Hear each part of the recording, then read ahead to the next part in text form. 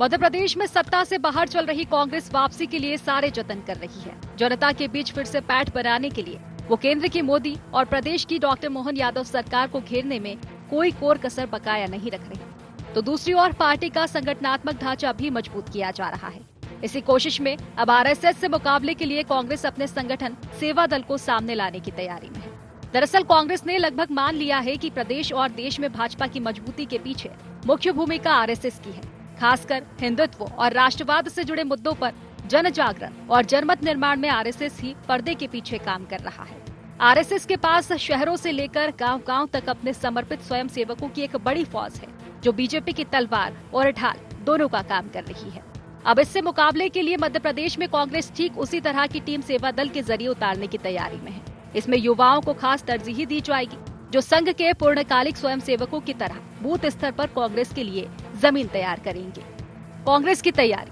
पंचायत स्तर पर तैयार होगी सेवा दल की टीम।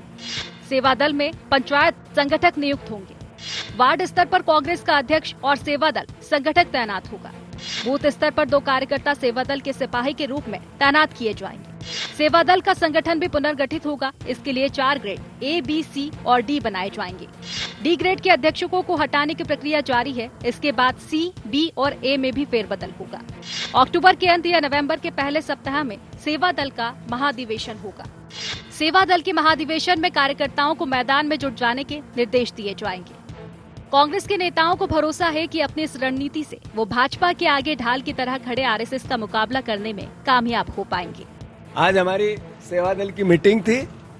लक्ष्य था हर बूथ पर 2 सेवा दल के हमारे परिवार के लोगों के गठन की व्यवस्था बने और एक जल्दी ऐसा समय आए जब 1,40,000 1,50,000 परिवार के लोग सेवा दल के सफेद खादी की टोपी में शांति की बात करके, देश की बात करके भोपाल में मार्च करें। इस व्यवस्था को बनाने का लक्ष्य आज हमारे सेवा दल के सभी संगठकों को हमने दिया है। आने वाले समय में कांग्रेस के स्ट्रेंथन की जब हम बात करते हैं तो सेवा दल की भूमिका अहम होती है। कांग्रेस के नेता भले ही सेवा दल को आगे कर आरएसएस का मुकाबला करने का दम भरे, ये इतना आसान दिखता नहीं है। वजह है राष्ट्रीय स्वयंसेवक संघ विश्व का सबसे बड़ा स्वयंसेवी संस्थान है, जिसकी आज देश भर में 50,000 से अधिक शाखाएं और उनसे जुड़े 1 करोड़ से अधिक स्वयंसेवक है, जो 12 महीने 24 घंटे अपने लक्ष्य की पूर्ति में लगे रहते हैं। भाजपा तो आरएसएस की तुलना सेवा दल से करने को ही हास्यास्पद बता रही है। राष्ट्रीय स्वयंसेवक संघ की कोई तुलना कांग्रेस सेवा दल से है क्या? और जो इनकी तुलना करता है तो मुझे उस तुलना पर सोच करने वालों की उस पर शर्म आती है। आरएसएस और कांग्रेस सेवा दल की चर्चा के बीच बात दोनों संगठनों की करें तो राष्ट्रीय स्वयंसेवक संघ और कांग्रेस सेवा दल का गठन एक ही दौर में 2 साल के अंतराल में हुआ था।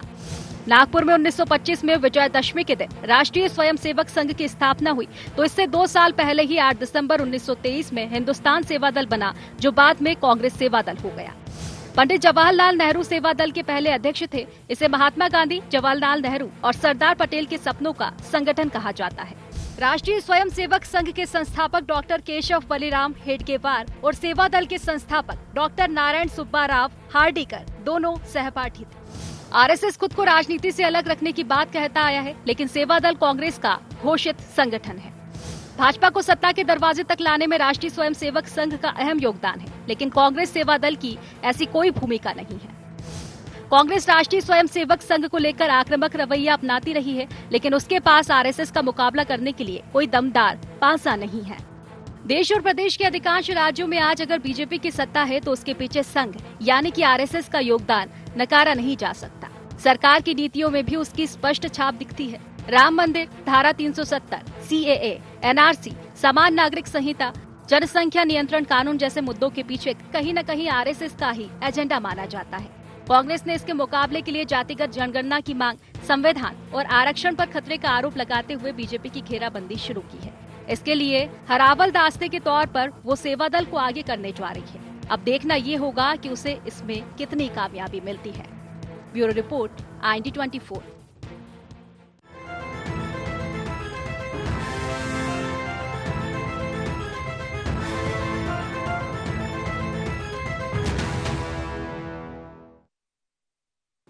नमस्कार, IND एजेंडा संघ बनाम सेवा दल में आपका स्वागत है। मैं हूं आपके साथ नवीन पुरोहित। चर्चा को विस्तार देंगे, उसके पहले आईएनडी एजेंडा के मुख्य बिंदुओं की तरफ एक निगाह डालते हैं। आरएसएस से मुकाबले के लिए कांग्रेस की सेवा दल की फौज कितनी सक्षम? क्या कांग्रेस ने मान लिया भारतीय जनता पार्टी की तलवार और ढाल दोनों बन चुका आरएसएस? क्या दुनिया के सबसे बड़े संगठन आरएसएस का मुकाबला कर पाएगी सेवा दल? आरएसएस की हिंदुत्व और राष्ट्रवादी विचारधारा की क्या काट ढूंढकर लाएगी कांग्रेस? नमस्कार, इन्हीं सवालों के साथ चर्चा में आप सबका पुनः स्वागत है। मध्य प्रदेश कांग्रेस सेवा दल को पुनः सक्रिय करेगी और उन्होंने कहा है कि सेवा दल की सक्रियता कांग्रेस का मजबूत आधार बनेगी और जैसे आरएसएस भारतीय जनता पार्टी का एक सपोर्ट सिस्टम है, वैसे सेवा दल भी भारतीय जनता पार्टी के मुकाबले कांग्रेस का सपोर्ट सिस्टम बनेगी। संघ की अपनी एक कार्य पद्धति है। संघ भारतीय जनता पार्टी का वैचारिक और मात्र संगठन भी कहा जाता है और बहुत ही दक्षता और परिपक्वता के साथ वह भारतीय जनता पार्टी को एक वैचारिक दिशा देता है। गाहे बगाहे इस प्रकार के आरोप भारतीय जनता पार्टी पर लगते रहते हैं कि वो संघ की कठपुतली है। हालांकि संघ एक वैचारिक और सामाजिक संगठन है और कांग्रेस का सेवा दल भी उसी समय से 1923 से अस्तित्व में आया है, लेकिन सेवा दल की पिछले कुछ दशकों में कोई बहुत खासी भूमिका कांग्रेस में दिखी नहीं। लेकिन अब जीतू पटवारी जी कह रहे हैं कि सेवा दल को सक्रिय किया जाएगा और सेवा के बदले जनता तक पहुंचा जाएगा, जनता की बात पहुंचाई जाएगी और सेवा दल इतना सक्रिय होगा, उसका अपना सांगठनिक ढांचा होगा।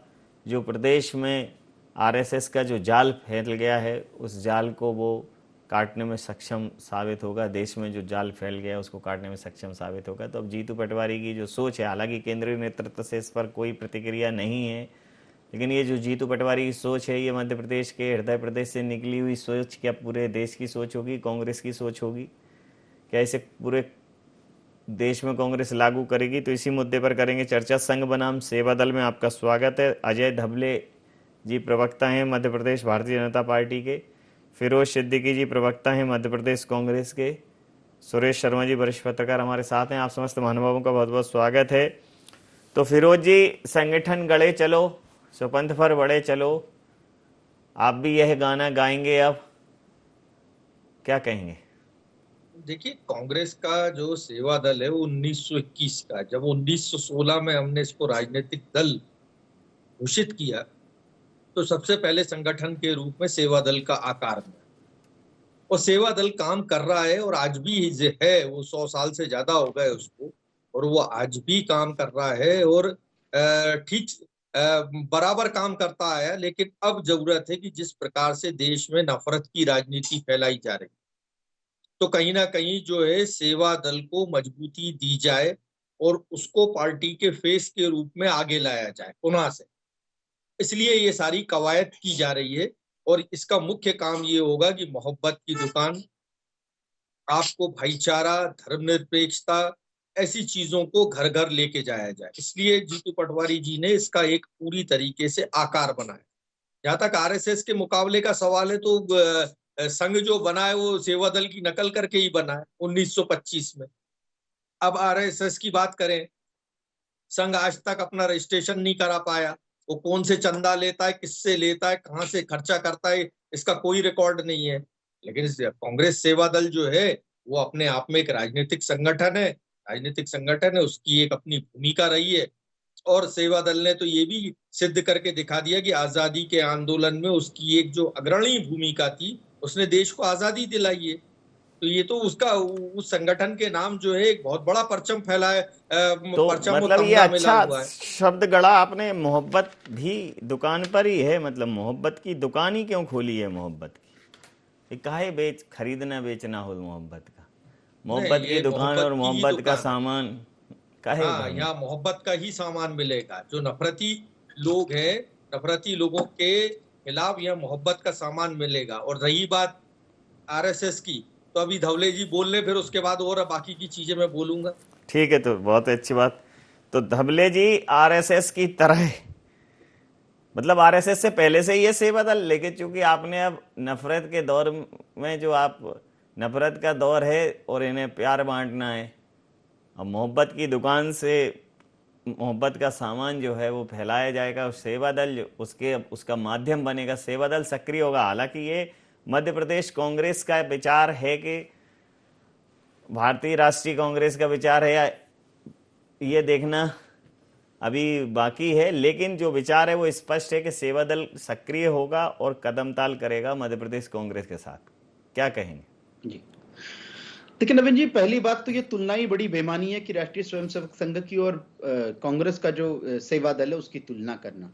कारण इसके दो हैं कि भारतीय जनता पार्टी ये हमेशा से स्पष्ट करती रही है कि राष्ट्रीय स्वयंसेवक संघ जो है हमारा एक विचार परिवार है। राष्ट्रीय स्वयंसेवक संघ हम आप सब जानते हैं कि विश्व का सबसे बड़ा गैर राजनीतिक स्वयंसेवी सांस्कृतिक संगठन है, और उसके कारण भी बड़े स्पष्ट है। संघ की स्थापना से लेकर आज तक की आप उससे उद्देश्यों से यही स्पष्ट हो जाता है, या उसकी कार्यप्रणाली से यह स्पष्ट हो जाता है कि वो किसी भी प्रकार के पॉलिटिकल इंटरफेरेंस से दूर रहता है। उसका अपना काम है, राष्ट्र निर्माण का जो यज्ञ राष्ट्रीय स्वयंसेवक संघ ने शुरू किया है उसके प्रति वो प्रगल्भता से साथ में काम कर रहे हैं। आज देश में 50,000 से अधिक शाखाएं चल रही है, 1 करोड़ से अधिक स्वयंसेवक कार्यरत हैं। उनका उद्देश्य मात्र जो मां भारती की सेवा के लिए और भारत के जो परम वैभव की स्थापना, यह एक उद्देश्य के साथ में संघ के स्वयंसेवक काम करते हैं। हम जो राजनीतिक जीवन में है, भारतीय जनता पार्टी के माध्यम से गरीब कल्याण और जन कल्याण की राजनीति का हमारा उद्देश्य है। अगर वास्तव में कांग्रेस को यदि लड़ना है तो भारतीय जनता पार्टी के साथ में लड़े, हमारे विचारों को लड़ाए। लेकिन कांग्रेस जो एक परिवार के प्रति समर्पित दल है, आज वो राष्ट्रीय स्वयं संघ का जो राष्ट्र निर्माण का विचार है उसको हराने के लिए अपने सेवा दल के गठन की बात कर रही है। मुझे लगता है ये इसलिए भी बेमानी हो जाता है कि जब सत्ता प्राप्ति स्वार्थ की होती है, जब किसी भी इंटेंशन के पीछे स्वार्थ आ जाता है। आज देखिए कांग्रेस के सेवा दल को मजबूत करने के पीछे स्वार्थ है कि हमें इसके माध्यम से सत्ता प्राप्त होगी, लेकिन दूसरी तरफ आप राष्ट्रीय स्वयंसेवक संघ को अगर देखते हैं तो उसका सत्ता प्राप्ति कभी भी उद्देश्य नहीं रहा है, या सत्ता प्राप्ति से वो दूर की राजनीति जो हमेशा संघ जो कहता है कि हम सामाजिक जीवन में भारत के निर्माण हेतु कार्यरत हैं। तो मुझे लगता है जब तुलनात्मक अध्ययन करेंगे आप 1925 से अभी तक के संघ के, अच्छा एक बार बताइए, ये तुलना क्यों, बेईमानी क्यों है? मतलब आप ऐसा तो नहीं है कि संघ का, ये आप कहते हैं, लेकिन संघ की एक व्यवस्था है, वहां से एक संगठन मंत्री होते हैं, संघ के पदाधिकारी आते हैं, उसमें मंत्री बैठते हैं, बाकायदा मुख्यमंत्री जी भी जाते हैं। नवीन जी परम पूजनीय सह संघचालक ये अनोखों मौकों पर स्पष्ट कर चुके हैं कि किसी भी राजनीतिक दल को यदि राष्ट्र निर्माण हेतु कार्य करने के लिए अच्छे कार्यकर्ता चाहिए तो हम संघ का प्रचारक उनको दे सकते हैं। मांगे तो विषय है मांगने के ऊपर। भारतीय जनता पार्टी को लगता है कि संघ को बहुत बेहतरी से समझने वाले और सेवा दल को भी बहुत करीबी से जानते होंगे, क्योंकि सर से पहले सेवा दल पर बात नहीं हुई कभी। तो मैं सुरेश शर्मा जी से ही समझ लेता हूं। सर, ये दोनों संगठन एक ही कालखंड में जन्मे, बड़े बेचारे को विद्वान लोगों ने इनकी स्थापना की, लेकिन भारतीय राष्ट्रीय कांग्रेस का जो संगठन था सेवा दल, वो शने शने विलुप्त होता गया, कहीं नेपथ्य में गुम हो गया। और जो आरएसएस है वो अपनी मुखरता और प्रखरता के साथ आगे बढ़ता गया, और आज जो उनका जो अप्रत्यक्ष समर्थन भारतीय जनता पार्टी को रहता है, तो भारतीय जनता पार्टी भी अब कहीं ना कहीं आजकल राजनीति में सत्ता के शिखर के आसपास ही है। इतनी अच्छी स्थिति उनकी कभी नहीं थी। तो वैचारिक संगठन से एक वैचारिक दिशा मिलती है, समर्थन मिलता है, ये कांग्रेस को समझ में आ गया। लेकिन ये मध्य प्रदेश कांग्रेस का अपना मौलिक विचार हो सकता है, फिर हो सकता है इसको भारतीय राष्ट्रीय कांग्रेस भी आत्मसात करे। इस विचार पर आपकी प्रतिक्रिया चाहूंगा। ये बात बिल्कुल सत्य है कि कांग्रेस सेवा दल जो है वो भी अपने आप में विचार के आधार पर तैयार किया गया एक संगठन था, जो सत्ता के कारण पिछड़ गया, सत्ता के कारण महत्वहीन हो गया, या सत्ता वालों ने उसे महत्व नहीं दिया और संगठन की आवश्यकता महसूस नहीं हुई। क्योंकि आजादी के बाद कांग्रेस की सरकार रही तो स्वाभाविक रूप से जनता का आजादी के नेताओं के प्रति एक प्रकार का लगाव समर्पण था, इसलिए सरकार बनती चली गई और जो भी सांगठनिक स्वरूप जो कांग्रेस को तैयार करना था वो धीरे धीरे ध्वस्त होता चला गया। ये हम आज की तारीख में मध्य प्रदेश में या देश भर में भाजपा के लिए भी ये बात कह सकते हैं कि जब नरेंद्र मोदी जी बड़े तेज बहुमत के साथ सरकार बनाई थी, तब हमने प्रदेश राष्ट्रीय अध्यक्षों के चुनाव की प्रक्रिया ही नहीं देखी थी। चाहे अमित शाह जी बने हों, चाहे नड्डा जी बने हों, केवल नियुक्ति हो गई, कहा भाई कार्य समिति ने या अधिवेशन ने ये तय कर लिया कि ये बन गए हैं। जबकि अब जब बहुमत नहीं मिला स्पष्ट, तो अब प्रक्रिया शुरू हुई कि हम सदस्यता करेंगे, फिर वार्ड बनाएंगे, फिर मंडल बनाएंगे, फिर जिले बनाएंगे, फिर प्रदेश बनाएंगे और फिर राष्ट्रीय अध्यक्ष का चुनाव होगा। जो प्रक्रिया पहले कुशाभाऊ ठाकरे जी से लगाकर अभी तक के कार्यकाल में मोदी जी के आने से पहले तक चलती थी, वो अब फिर से वापस आई। यानी कि संगठन की जरूरत महसूस तब होती है जब आप विपक्ष में होते हो। राष्ट्रीय स्वयंसेवक संघ और सेवा दल का कोई मुकाबला नहीं होगा, इस बात से मैं भी सहमत हूँ। क्योंकि राष्ट्रीय स्वयंसेवक संघ जो है उसने देश को किस प्रकार के लोग दें, इस काम के लिए उन्होंने अपना काम प्रारंभ किया था और आज जो है वो लोग निकल करके देश का संचालन कर रहे हैं। मुझे लगता है कि कहीं भी उसके अंदर ऐसा कोई वातावरण नहीं है कि जिसके अंदर न तो भेदभाव है, न कोई आपस में संघर्ष की स्थिति है। देखिए, संघर्ष की स्थिति कौन कर रहे हैं? संघर्ष की स्थिति वो कर रहे हैं जो लोग सत्ता से दूर चले गए और सत्ता प्राप्त करने के लिए कांग्रेस को ये महसूस सर इस वजह से हुआ कि देश में इस समय नफरत का वातावरण है और नफरत के इस बाजार में मोहब्बत की दुकान विथ मोहब्बत का सामान और बहुत ही कम दाम में, या मुझे लगता है कि निःशुल्क ही रहना चाहिए, कांग्रेस उपलब्ध कराएगी। आप एक चीज देखिए, और हमारे मित्र हैं सभी, हम जो व्यक्तिगत या कोई ऐसी बात नहीं कहना चाहते जिससे किसी को पीड़ा हो, लेकिन नफरत तो उस समय पैदा होती थी जब शाही इमाम के दिल्ली के चौखट से जो है सत्ता के लिए चाबी निकल के आती थी, फतवा जारी होता था। और आज यदि बहुसंख्यक समाज के कुछ लोग इकट्ठे होकर के ये समझने लग गए कि वक्फ के नाम पर कितना बड़ा जमीन का कब्जा हो गया, किस प्रकार से आतंकवादी पैदा हो रहे हैं, उनको संरक्षण दिया जाता है, आतंकवादियों के खिलाफ बोलने वाला कोई व्यक्ति नहीं होता, उनके जनाजे में लाखों की भीड़ इकट्ठी होती है। यदि हम छतरपुर में जाते हैं तो एक आदमी वहां फरमान जारी करता है, देखते देखते अरबों खरबों का आदमी बन जाता है। तो ये जो है वहां नफरत दिखाई नहीं दी। और अब जो है चूंकि सामाजिक संतुलन बन रहा है, मुस्लिम समाज प्रगति करे, हिंदू समाज प्रगति करे, सिख ईसाई प्रगति करें, अपने धर्म का पालन करें, उस समय कहाँ चले गए थे कि नफरत की दुकान पैदा नहीं हुई? जब हमारे संविधान निर्माताओं ने सापेक्ष जो है संविधान का निर्माण किया था और इंदिरा जी ने उसको पंथ निरपेक्ष कर दिया, तो इसका मतलब हमारे देश से धार्मिक सापेक्षता तो खत्म कर दी गई थी। तो इसलिए ये मुझे नहीं लगता, ये एक राजनीतिक जुमला है कि लोग ये कह रहे हैं कि साहब वो नफरत पैदा होगी। क्या कि नफरत पैदा हो गई? जब कन्हैया का गला काट दिया गया था तब नफरत थी या क्या थी? बता दीजिए किसी हिंदू समाज की तरफ से या बहुसंख्यक समाज की तरफ से कोई ऐसी क्रूर प्रतिक्रिया होती है क्या? तो इसलिए कोई नफरत वफरत नहीं है। नफरत उन लोगों के दिमाग में आई है जो राजनीतिक नेता है। कोई समाज में, हिंदू समाज में कोई नफरत नहीं है, मुस्लिम समाज में कोई नफरत नहीं है, सब भाईचारे के रूप में रहते हैं। आप गांव में जाइए, 4 कदम दूर जाइए, हम और फिरोज भाई मिलेंगे तो हम गले मिलेंगे। हमारे बीच में काहे की नफरत है? नफरत तो जब हम राजनीति करते हैं, मैं राजनीति करूंगा तब नफरत पैदा होगी, ताकि मुझे उस नफरत की आड़ में वोट मिले। नफरत काहे की? कोई नफरत नहीं इस देश में। आज देश को आपने एक योजनाबद्ध तरीके से, एक षड्यंत्र के तरीके से देश को विविधता वाला देश बताया। एक ही विविधता है हमारे देश में, हमारा देश एक है। जबरन में आपने एक वाक्य बोला, जैसे आप कश्मीर के लिए बोलते रहे कि वो हमारा अविभाज्य अंग है। काहे का अविभाज्य अंग है? वो हमारा अंग है। अविभाज्य क्या होता है? तो आपने ऐसे शब्दों का निर्माण करके आजकल ये शब्द दिया जा रहा है कि नफरत की है, और कोई नफरत नहीं है भाई, कोई नफरत नहीं है फिरोज जी। ये पॉलिटिकल एनवायरनमेंट से पैदा हुए शब्द हैं, और जब कुछ नहीं मिल रहा है तो आप कह रहे हैं नफरत का दौर है, नफरत का दौर है। पिछले 10 सालों में कहीं दंगे नहीं हुए बड़े, कोई बड़े शर्मा जी की बम विस्फोट नहीं हुए, आतंकी हमले नहीं हुए। सुरेश शर्मा जी की मैं इस बात से सहमत हूं कि नफरत आम लोगों में नहीं, लेकिन राजनीतिक उद्देश्य से तो फैलाई जा रही है। अभी आप हेमंता विश्वा शर्मा के आप बयान सुन लीजिए। एक है वो बाबा जी जो उत्तर प्रदेश के 80-20 बोलते हैं, और धवले जी को तो बता दूं मैं, ये संघ की बड़ी बड़ी तारीफ कर रहे हैं, पर जेपी नड्डा तो कहते हैं हमें संघ की जरूरत नहीं है। क्यों? बोले वो कभी हुआ करती थी, बोले अब उनकी जरूरत नहीं है हमको। तो जेपी नड्डा जी तो स्पष्ट कह रहे हैं कि हमको संघ वंघ की जरूरत नहीं, भारतीय जनता पार्टी अपने आप में सक्षम है। वो किसी की मजाल भी नहीं कि जेपी नड्डा जी को कुर्सी से उतार दे, वो तो कुर्सी पे बैठे हुए हैं दमदारी से। और उनके कार्यकाल बढ़ते जा रहे हैं, उनके ऊपर 3-3 पद है उन पे, भारतीय जनता पार्टी के अध्यक्ष, नेता सदन राज्यसभा, और तीसरा पद पता है आपको क्या है उनको?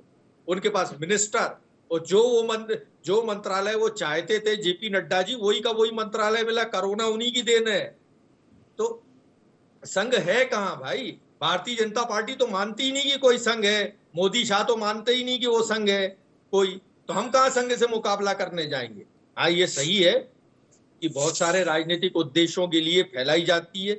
आपके जो नेता हैं वो कैसे कैसे बयान देते हैं। मणिपुर में जो हो रहा है वो क्या नफरत नहीं तो क्या मोहब्बत की दुकान है? वो कुकी वर्सेस मैती चल रहा है। आप अब अभी हेमंता विश्वा शर्मा असम में करा ही रहे हैं वो काम। लोग घूम रहे हैं कि बाहरियों को, बाहरी हिंदी साइडर बाहरियों को निकालो। मारवाड़ी समाज जो वहां बरसों से धंधा कर रहा था, उनको घुटने पे बिठा दिया उन्होंने कहा माफी मांगो, तुम बाहरी हिंदी साइडर हो। तो ये हो क्या रहा है देश में? हम इसी के तो खिलाफ बात कर रहे हैं। हम तो नहीं कहते हैं, हम लोगों में कोई इस बात का कहीं दूर दूर तक नहीं है। और रही संघ में और कांग्रेस में, सेवादल में, संघ के ऊपर 2-3 बार बैन लगा। उसने तो लिख के दिया सरदार पटेल को कि साहब हम राजनीति में बिल्कुल कहीं दूर दूर तक नहीं रहेंगे। फिर हितानंद शर्मा, फिर उससे पहले सहस्त्रबुद्धे। तो ऐसे लोग जो है, जो रहो सामने रहो, खुल के रहो। अगर आप कहते हो कि ये हमारी विचारधारा है तो कहो द बंच ऑफ थॉट्स हमारी है किताब, और उस किताब से हम है ना इत्तेफाक रखते हैं तो कहो खुल के। हम कहाँ मना करते हैं आपकी विचारधारा? धबले जी, हमने तो आपकी विचारधारा को दमन करने का प्रयास नहीं किया।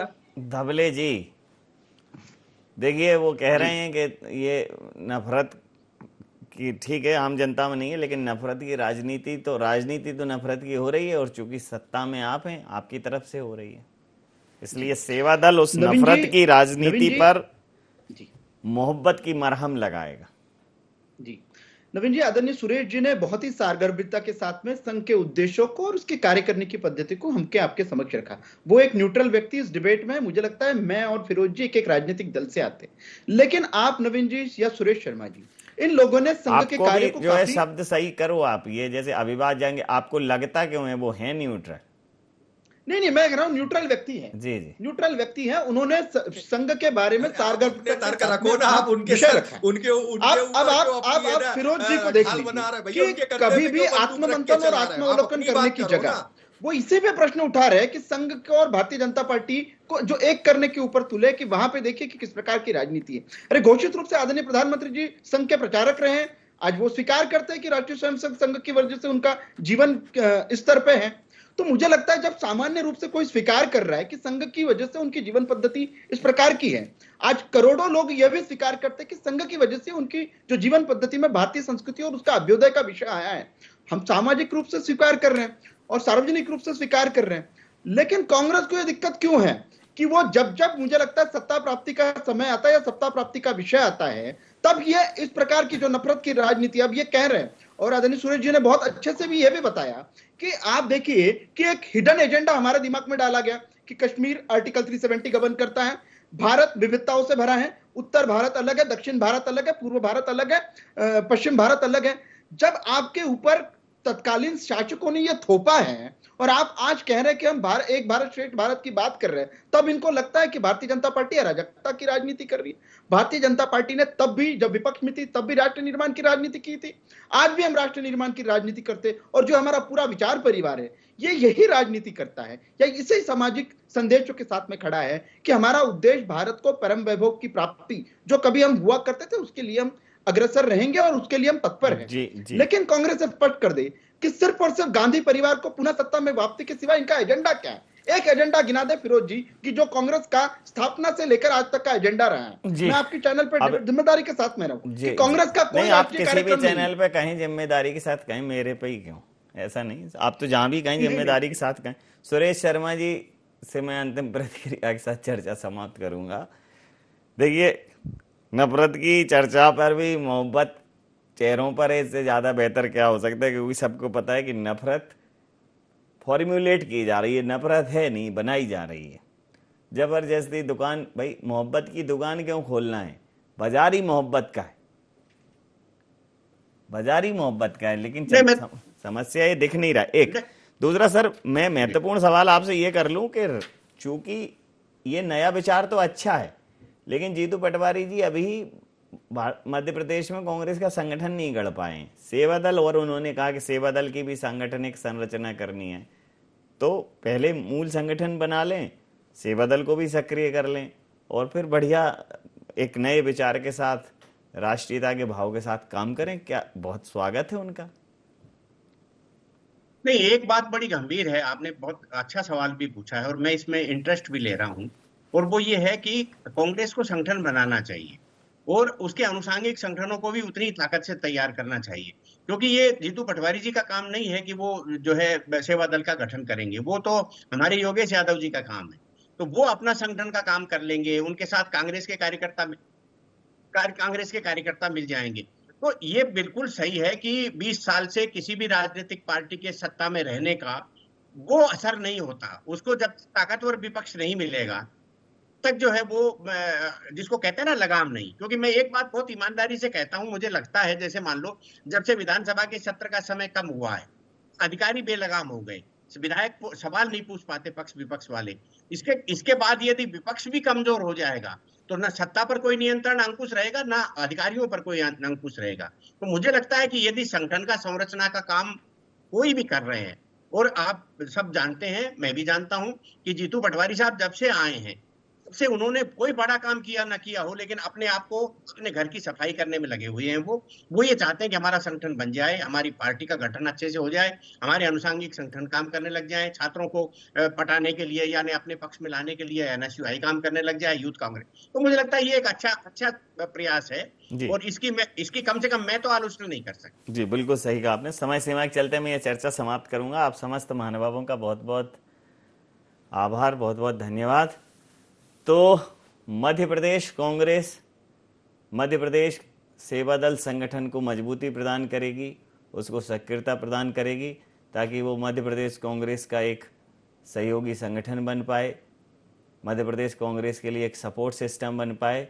और यह सिस्टम न सिर्फ कांग्रेस को सपोर्ट करे बल्कि भारतीय जनता पार्टी के वैचारिक और मातृ संगठन, सांस्कृतिक संगठन आरएसएस का भी मुकाबला करे।